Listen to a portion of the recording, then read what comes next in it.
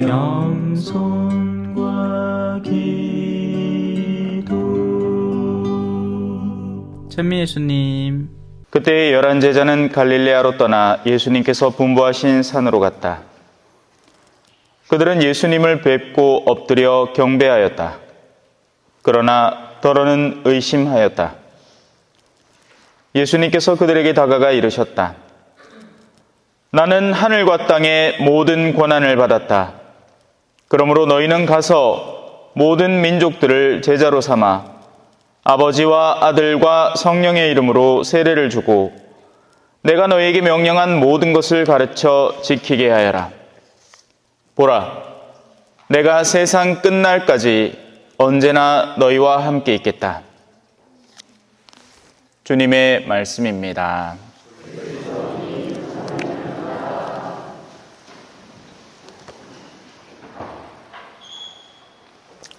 찬미 예수님. 마스크는 권고사항입니다. 이제 자매님들이 마스크를 끼마 화장을 안 하셨구나 생각을 할 끼고, 형제님들이 마스크를 끼마 뭔가 하관이 안 좋으신가 생각을 한번 해보겠습니다. 농담이에요. 근데 이제 벗으셔도 됩니다. 뭐 중요한 거 있습니까? 그죠? 예. 몰라. 겁이 그래 많이 나는가는 난 모르겠는데, 예, 하기야 뭐.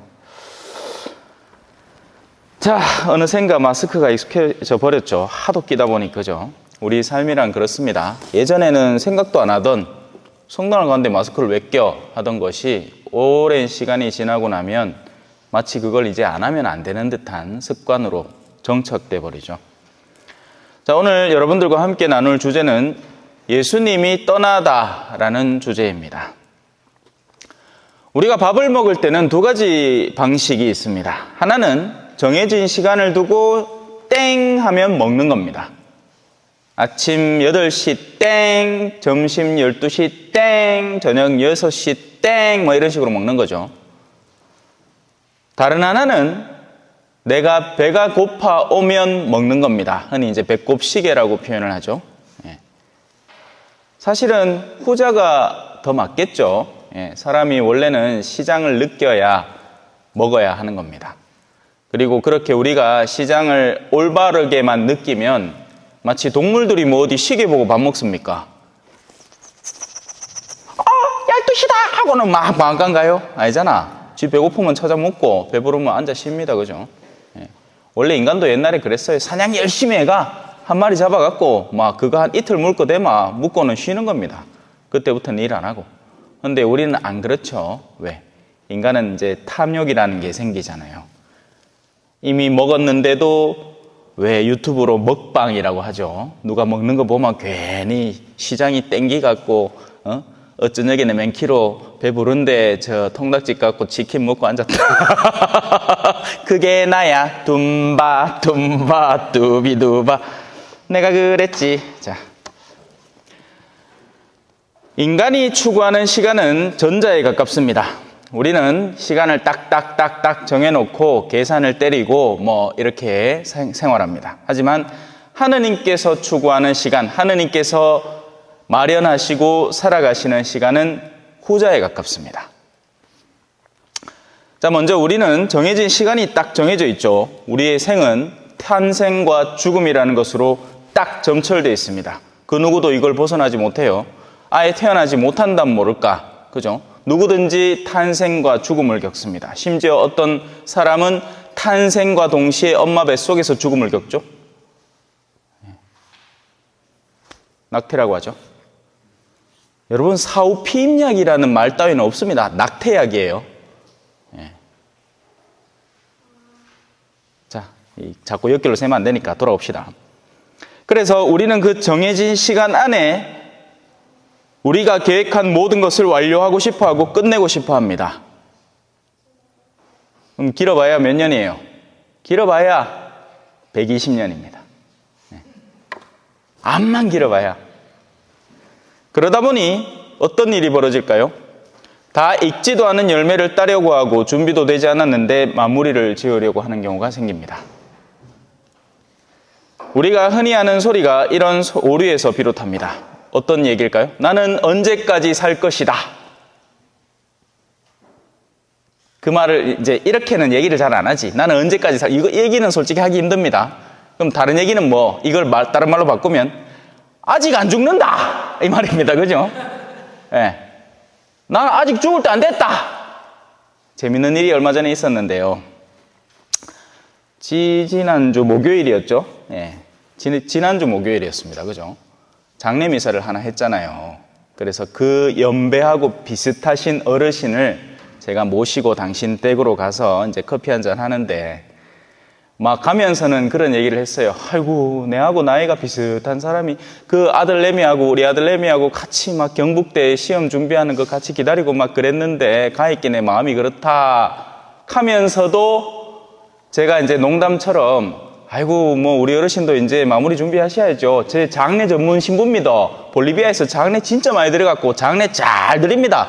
유가족들 성당 안 댕기는 놈들 다 오마. 내 그 자리에서 교리교육 단단히 시키갖고 하다못해 한 번이라도 그렇게 죽음에 대해서 묵상하게끔 만들어줄게요. 내 장례 잘합니다. 그랬기에 내 있는 동안 가시소 했거든요. 뭐라 할 것 같아요? 뭔 소리 하는가? 내 아직 안 갑니다. 아직 갈라 멀었다. 참 한치 앞을 모르는 우리예요. 그죠? 예. 우리가 다 정해놨습니다. 언제 갈지. 누구 마음대로요. 그죠? 얼마 전에 뭐 인터넷에 뉴스 보니까 막 70대 운전자가 차를 막 왁 몰아가지고는 예? 그 중학생하고 여고생하고 막 후두둑 쳐가지고 여중생이 즉사했나? 그리고 여고생은 병원 실려가고 뭐 하여튼 그랬습니다. 사람 생은 어떻게 될지 모르는 거예요. 그죠? 예. 우리 몸은 의외로 약합니다. 강하지 않아요. 호르몬 하나만 잘못돼도 헐떡거리는 게 우리 몸이에요. 아주 작은 바이러스 하나만 침투해도 오늘 복도리를 데리고 잠깐 저 풀밭에 쓱 나갔다 들어왔는데 그 찐득이 있잖아요.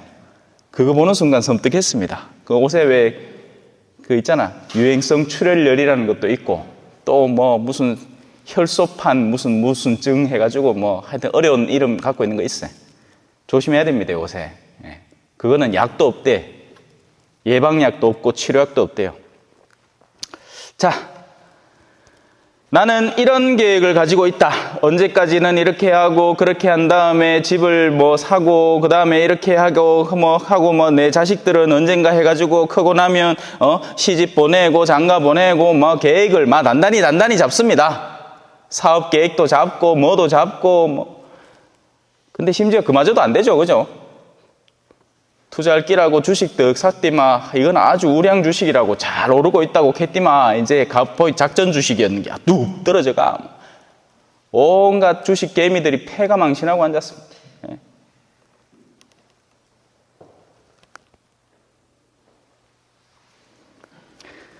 우리는 우리의 계획이 순간적으로 무너지는 체험들을 자주 합니다. 사실 우리 인생에서 그런 적이 많았었어요. 저만 해도 그래요. 볼리비아에서 자 일단 뭐 기본 활동할 수 있는 볼리비아에 허용된 이 기간은 5년 5개월이었습니다. 제일 처음에는 5개월 동안 말 공부하고 5년을 봉사하다 오는 거예요. 근데 이제 그러다가 4년째 접어들어서 갑자기 내가 있어야 될 본당에서 바뀌어야만 됐습니다. 왜냐하면 다른 본당 볼리비아 안에 있는 다른 본당의 주임 신부님이 갑자기 한국으로 돌아오게 되면서 누군가가 그 공동체를 맡아야 하는데 내 말고는 딱히 누구한테 부탁할 처지도 안 되는 거예요. 이제 금방 온 친구들한테 그쪽 본당 주임을 맡아라 할 수도 없는 노릇이고. 그래, 가서 하는데, 그러면 두 번째 임기는 그러면 3년을 더 연장하겠습니다. 그래서 이제 8년을 잡고 이제 일을 하고 있는데, 또 막판에 떡 때가 6개월 남가놓고는 급성 간염 띠끌리가 겔겔겔겔겔 하고, 또 거기서 이제 겨우 나사갖고 좀만 더 해볼까 하다가, 쓸개가 돌이 득 차가 그래 쓸개 빠진 신부가 대붙잖아요. 여러분 주임 신부는 쓸개가 없습니다. 그래 사람이 진중하지를 못하고 요래 가볍지 철랑철랑대고 그지요.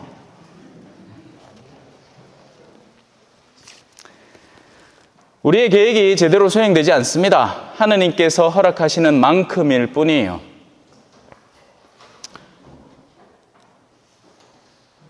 하느님께서 허락하지 않으면 우리는 우리의 한 몸, 홀몸 하나 제대로 가누지 못하는 상태로 접어듭니다. 사실 그런 분들이 얼마나 많습니까? 어제까지 멀쩡하다가 오늘 갑자기 몸 절반이 안 움직여. 말도 제대로 안 나와. 그럼 뭐 하는 일이고 뭐고 뭐 그냥 뭐 어쩔 수 없는 거죠. 예. 그럼에도 우리는 건강할 때, 아직 기력이 있을 때를 확신하면서 이 때가 영원히 갈 것이다. 그죠? 저만 해도 요즘 많이 겸손해지고 있습니다. 안 비. 전에는 이래도 잘 비고 더 잘 빗는데 이제는 거리를 좀 둬야 됩니다.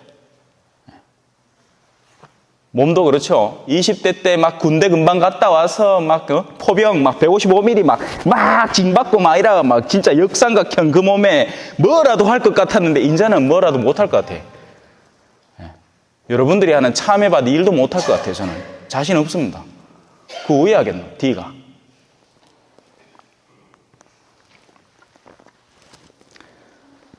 그래서 우리는 하느님의 뜻을 헤아릴 준비를 하지 않습니다. 내가 계획한 것이 우선되어 있기 때문이죠. 나의 뜻과 나의 욕구가 내 눈앞에 있기 때문에 우리는 마치 눈을 가린 경주마처럼 그것만 보고 살아가는 겁니다. 그러다 보니 하느님께서 세상을 어떻게 계획하고 계시고 우리 생을 어떻게 디자인하고 계시는지에 대한 감이 훅 떨어질 수밖에 없습니다. 그래서 수많은 오류들이 우리 딴에는 열심히 계획했는데 그런 것들이 판판이 무너지면서 계획대로 되지 않는 것을 체감하게 되는 거죠. 자녀 리스크 들어봤습니까? 노년에 이제 노후 준비 다 잘 해놨어. 아버지가 계획적인 사람이라 가지고 딱딱 잡아놨단 말입니다. 70대까지는 일단 퇴직금으로 어떻게 버텨나가고 그 뒤에는 이제 재테크를 조금 해가지고 가는데 갑자기 아들이 뜨거워서 아버지 내가 하다가 지금 탁 1,000만 원만 집어요. 좀 내가 신용불량자는 안 될 것 같은데 좀 도와주이소. 하면 그 왜 안 도와주노? 그죠?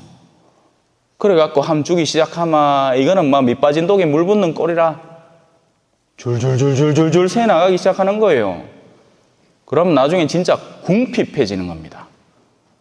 이게 차라리 독거노인이면 정부 지원이라도 받는데 자식이 뻘이 있는데 돈은 없지. 아무도 도와줄 생각을 안 하는 거예요. 그게 사각지대에 놓인 노인들의 위기죠. 교회는 눈을 뜨고 그런 이들을 보살펴야 되는 거고요. 반면 하느님은 느긋합니다. 이건 뭐 세상 이런 한량이 없어. 뭐 급할 게 뭐가 있습니까? 그죠? 예. 오늘 아이마 내일 하면 되고 이 세대 아이마 다음 세대 하면 돼요. 예? 이 집에 약속을 떡 해놓고는 그 아들 때 가가지고 신앙조차 개판되잖아요. 그러면 놔둬라 손주 때가 다시 일으키면 된다. 이런 계산을 갖고 계신 분이에요. 예. 저 집에 신부를 한 명 만들어야 되겠는데 하는데 그 집 자식들은 전부 다 결혼하고 뭐 바빠. 뭐 신부는커녕 뭐 신앙도 안 가죠. 아이 그럼 말아라. 아들 때는 됐고 손주 때 한번 볼까 하고 손주 때부터 시작하는 거예요. 하나님은 느긋하거든. 뭐 아쉬운 게 있습니까? 그죠? 이 본당 아이마 딴 본당 가 하면 되고 딴 본당 아이마 다른 나라 가서 하면 되고 뭐 급하겠노? 예? 일이 완수되는 때가 하느님이 정하신 때가 되는 겁니다. 어떤 시기와 날짜를 딱 정해서 그때다를 절대로 안 하세요. 당신이 뜻하는 바가 완료되는 때가 그때란 말입니다. 사람들이 마음을 바꾸고 뉘우치고 돌아오는 때, 그때를 위해서 꾸준히 태양빛만 내리쬐고 있으면 언젠가는 지가 알아서 더워서 옷 벗겠지.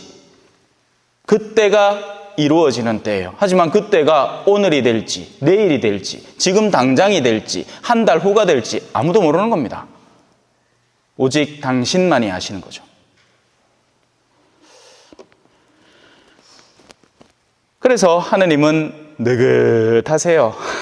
그리 우리가 기한이 정해져 있는 우리가 보면 속 답답하 죽지. 저걸 좀 빨리 좀 해주셔야지. 내 때에 뭐가 이루어지는데 우리 남편 죽기 전에 빨리 이거 뭐 좀 뭘 바꿔놔야 저 사람이 천국 갈 것 같은데 하느님은 계획이 그렇지 않은 거예요. 심지어는 연옥도 있죠. 우리 천주교 교리에는 연옥이 있습니다. 인간의 정화가 지상에서 완전히 이루어지지 않으면 연옥이라는 시간. 근데요, 이거는 잘 알고 계셔야 돼요. 우리가 몸을 갖추고 성실하게 봉사함으로써 시간을 얼마든지 단축시킬 수 있는데 순수 영혼의 상태에서 변화는요, 엄청 더딥니다. 일단 저는 설명을 드렸고 이거를 이해하고 받아들이시고 수용하시는 건 여러분의 몫입니다. 육체를 갖고 내가 그 육체를 가지고 누군가를 위해서 희생하고 헌신하면 영혼이 더 빨리 훈련됩니다. 그런데 육체가 없이 순수 영혼의 상태에서 내 내면, 영혼 속에 박혀있는 어떤 악한 습관 하나를 고쳐나가겠다 할 때는 이건 기약 없는 싸움이란 말이에요. 우리는 시간이 딱딱 정해져서 흘러가잖아요. 그러니 그 정해진 시간 동안 작정을 하고 뭔가를 개선시켜 나가겠다 하면 바뀌는데 영혼은 안 그렇단 말이에요. 그러니 기회 있을 때 많이 바꿔놓으시라고. 예를 들어서 탐욕이다. 내가 욕심이 많아요. 돈 욕심이 엄청 많은 사람입니다. 어떻게 바꿀까요? 현세에 살아있는 동안 나의 직접적인 내가 소유한 물건을 누군가에게, 가난한 이에게 내어줌으로써 나는 그걸 포기하는 체험을 통해서 나의 탐욕을 얼마든지 상쇄시킬 수 있습니다. 교회는 그걸 전통적으로 자선이라고 하고 죄를 상쇄시키는 방법이라고 하죠. 그런데 이게 내가 더 이상 그럴 여건이 안 될 때, 줄 것도 없고 바꿀 것도 없는 상태에서 영혼이 그래도 아직 희망을 놓치지 않고 해야 되겠다 할 때는 어마어마한 시간, 기억 없는 시간이 걸린다는 거죠. 그래서 연옥 영혼들은 우리가 드리는 미사에 목매달고 있는 거예요. 누가 날 위해서 기도해 주지 않나. 누군가 널 위하여 누군가 기도하네. 근데 전부 다 저거 부모 떠올리고 뭐 저거 조상 떠올리고 하지 연옥 영혼들을 위해서 우리가 쉽게 기도하지는 않잖아요. 생판 모르는 사람들을. 그죠? 그러고 심지어는 자기 부모도 떠올리지도 않아요. 죽었는데 신부도 안 부른다 했긴 해. 아들이 뭐 신앙이 있어야 부르지. 얼굴 받쳐갖고 와갖고 내한테 부탁하겠습니까? 안 한단 말입니다. 성당도 안 되겠는데 지금까지 지가 얻은 이 혜택이라고는 뭐 전부 다 그거 연말 정산하는데 이름만 덜렁 교적에 남가나가 연말 정산은 잘 받았지. 근데 성당은 콧배기도 안 빗단 말입니다. 성당 와갖고 우리 부모님 위해서 미사 좀 드려주 이 말을 왜 합니까? 자, 사도들이 예수님 앞에서 묻습니다. 주님, 지금이 주님께서 이스라엘에 다시 나라를 일으키실 때입니까? 이 질문은 그러니까 어떤 질문이에요? 인간적 질문이죠. 인간의 기한을 바탕으로 조급함에서 나오는 질문입니다. 예수님이 죽으셨다가 부활하셨고 지금 자기들 눈앞에서 승천하기 직전이라 그래 막 빛이 번쩍번쩍 나는 상태에서 와 계신데 우와 이땐갑다 싶은데 그때가 벌써 2000년이 지났었죠. 아직까지 안 이루어졌잖아. 예수님의 재림은 언제일까요? 그래서 예수님은 언뜻 보기에는 인간적으로 섭섭할 정도로 무심하게 심하게 대답을 하십니다. 그때와 시기는 아버지께서 당신의 권한으로 정하셨으니 너희가 알 바 아니다. 이 얘기를 들으면 섭섭할 거예요, 솔직히. 뭐 그런 거 할라 하노? 이 말입니다. 너가 권한 받기다. 때가 차기를 기다리시는 하느님께서는 우리가 궁금해하는 것을 만족시켜 주려고 계시는 분이 아닙니다. 상관없어요. 우리가 궁금해하기나 말기나. 당신은 묵묵하게 당신의 일을 수행해 나가시고 계십니다. 하지만 예수님은 이어서 이 표현을 제자들에게 하시죠. 앞선 질문과는 별 상관이 없어 보이는 이야기이기도 합니다. 성령께서 너희에게 내리시면 너희는 힘을 얻어서 예루살렘과 온 유다, 사마리아 그리고 땅끝에 이르기까지 나의 증인이 될 것이다. 그 땅끝이 어디였겠어요? 유대의 반대쪽 땅끝 우리나라란 말입니다. 하지만 아직 덜 이루어졌죠. 왜? 그리스도인들이 자신의 소명을 수행하지 않기 때문입니다. 자기 구원만 어떻게든 얻어보려고 애를 쓰지 복음을 전하려는 시도나 노력에 있어서는 굉장히 미비하기 때문에 그래요. 자, 예수님의 이 말 속에는 하나의 비밀이 숨어 있습니다. 우리는 이걸 잘 캐내야 되고 이해해야 되고 실천해야 돼요. 뭘까요? 물병에 물을 채운다고 상상을 해봅시다. 자, 물 어떻게 채울까요? 수도꼭지가 여기 하나 있습니다. 열심히 틀었어요, 끝까지. 근데 물이 찔찔찔찔찔찔 나와.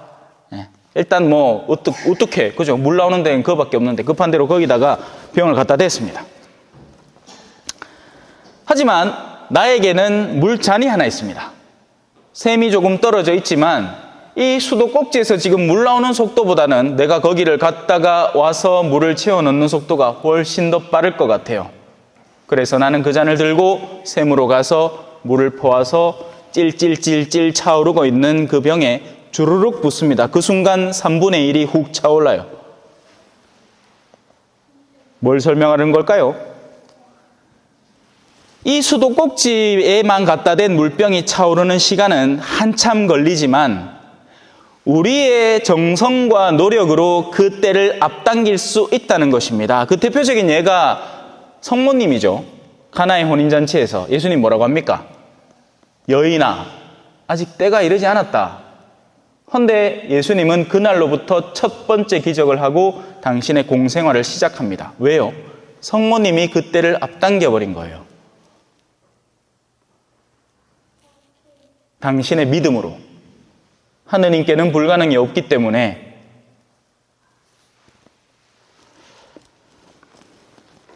자, 종말은 언제 올까요? 한창 젊은 시절에 또 이 세기 말에 우리가 묻던 질문들입니다. 그죠? 종말은 언제 오는가? 그것은 분명히 정해져 있습니다. 언제인지 가르쳐 드릴게요. 하느님의 말씀이 온 세상에 퍼지는 때입니다. 그렇다면 우리는 그 때를 앞당기는 데 조력할 수 있습니다. 또 반대도 마찬가지입니다. 조력이라는 얘기도 했지만 차오르고 있는 물에서 물을 훔쳐가 버릴 수도 있죠. 거꾸로도 가능한 일이에요. 가족들이 평화를 이루기 위해서 정말 집안의 아내가 이 사람 저 사람에게 참 정성을 쏟아가면서 가족 간의 일치를 꾀하고 있는 판에 갑자기 멀리서 온 삼촌이 야, 내가 요새 친하게 지내려고 한다며 산통을 확 깨붑니다. 그러면 평화가 이때까지 목적지에 갔던 평화가 훅 깨어져 버리죠. 일치라는 것도 마찬가지예요. 공동체의 일치라는 것도 정말 정성을 다해서 일치를 꾀하는 사람이 있는가 하면 그 일치에 찬물을 훅 끼얹어 버리는 사람도 있는 겁니다. 그러면 그만큼 후퇴하고 퇴보해 버리는 거죠. 신자들을 하느님께로 말씀으로 하루하루 정성스럽게 교육해서 이끌어 가려고 애를 쓰는 사목자가 있는가 하면 훅 산통 깨트리는 사목자도 있는 겁니다. 신자도 마찬가지고요. 이미 퍼져 있는 말씀에 방해를 가해서 쌓아 올린 탑을 순식간에 무너뜨려 버릴 수도 있습니다. 과연 우리는 어떤 시대를 살고 있고 나는 그 시대 안에서 어떤 역할을 담당하고 있을까요? 그건 우리가 성찰해 보면 알겠죠. 나는 어떤 역할을 담당하고 있나? 그냥 미사만 나오는 신자인가? 착해 빠진 양인가? 말씀을 지금까지 전해보려는 노력이라고는 하등 해본 적이 없는 나의 그냥 구원이나 지옥이나 안 가려고 두렵기만 한 우리 밖으로 나는 안 빠져나갔잖아 그런 거나 자랑으로 삼고 있는 양인가? 아니면 다른 양들을 초대하고 이끌어들여서 함께 가자고 애쓰고 노력하는 양인가? 제자들은 하늘로 올라가신 예수님을 쳐다만 보고 있었습니다. 그럴 수밖에 없겠죠. 지금 근데 우리 가톨릭 신자들의 현재도 크게 다르지는 않습니다. 온통 사목자만 쳐다봐요. 뭐 해야 됩니까, 신부님? 뭐 할까요? 뭘 해야 될까요? 초전을 아는 사람은 여러분입니다. 여러분이 더 잘 알아요. 아닙니까? 제가 어떻게 알겠어요? 온 지 2년밖에 안 됐는데 2년 만에 압니까? 막 어르신들 하는 얘기 들어보면 아이고 저는 온 지 얼마 안 됐습니다. 아 그래요? 몇 년 되셨는데? 10년 됐습니다. 10년이 됐는데 여기를 몰라요? 온 지 얼마 안 됐어요. 딴 사람에 비하면 그렇죠. 그 사람들은 여서 나고 여서 계속 성장해 왔으니까 아니란 말이에요. 10년쯤 지나면 알아야죠.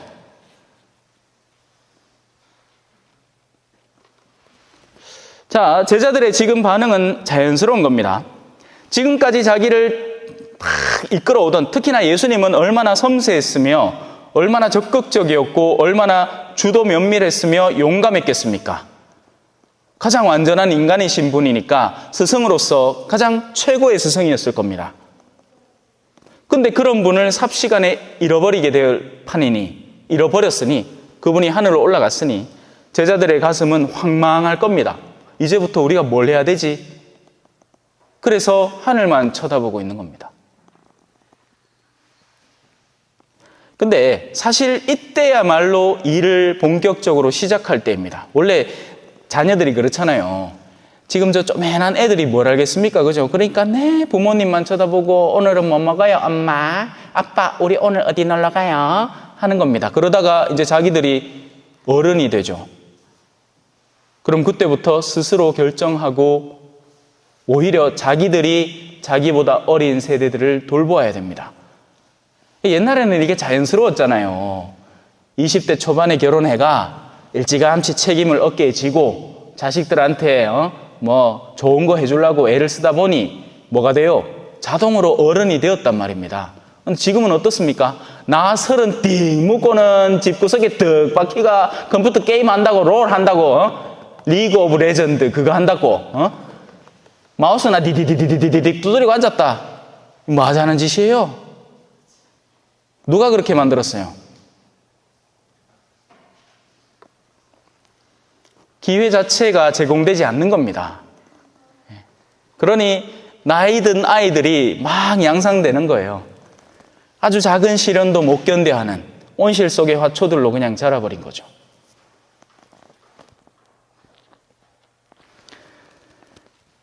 우리는 부모에게서 독립하고 우리의 생을 꾸려나가야 합니다. 하느님께 더 가까이 적극적으로 나아가기 위해서 무엇을 해야 하는지 살펴보아야 할 때입니다. 사람은 그렇게 어른이 되는 거죠.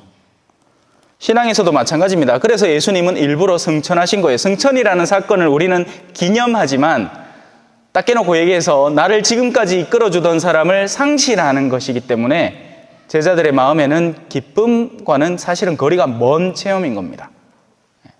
이제부터 너희가 알아서 해보렴. 하지만 하나는 약속하마. 내가 너희와 함께 있을 것이고 너희에게 협조자를 보내겠다. 그게 성령이죠. 그래서 다음 주는 성령 강림 대축일인 겁니다.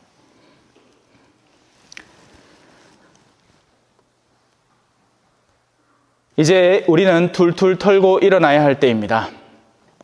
더 이상 앉아서 입에 감 떨어지기만 기다려서는 안 돼요. 여러분의 신앙을 스스로 점검하고 어디가 부족한지를 살피고 그 부족함을 어떻게 하면 더 메꾸고 개선시킬 수 있는지 찾아 나가셔야 됩니다. 도와주는 건 한계가 있어요. 도움을 받기만 하면 진리의 영께서 나를 통해서 활동하시는 체험을 못 해본단 말이에요. 계속 어린아이로만 살 수는 없습니다. 주님은 하늘로 올라가신 모습 그대로 우리에게 다시 내려오실 것입니다. 그리고 그때에는 우리 각자가 얼마나 성장했는지 열매를 내놓으라고 요구하실 거예요. 내가 너에게 달란트를 맡기고 갔다. 그 달란트는 너의 가족이라는 이름의 달란트다. 이제 계산서 내놔봐라. 너희 가족, 너를 통해서 얼마나 신앙으로 가까이 다가왔느냐. 너의 직장, 동료들, 다른 사람들, 얼마나 신앙 안에서 나를 사랑하게 되었고 커나가게 되었는지 결산서를 내어보렴. 아멘. 찬미 예수님, 겸손과 기도.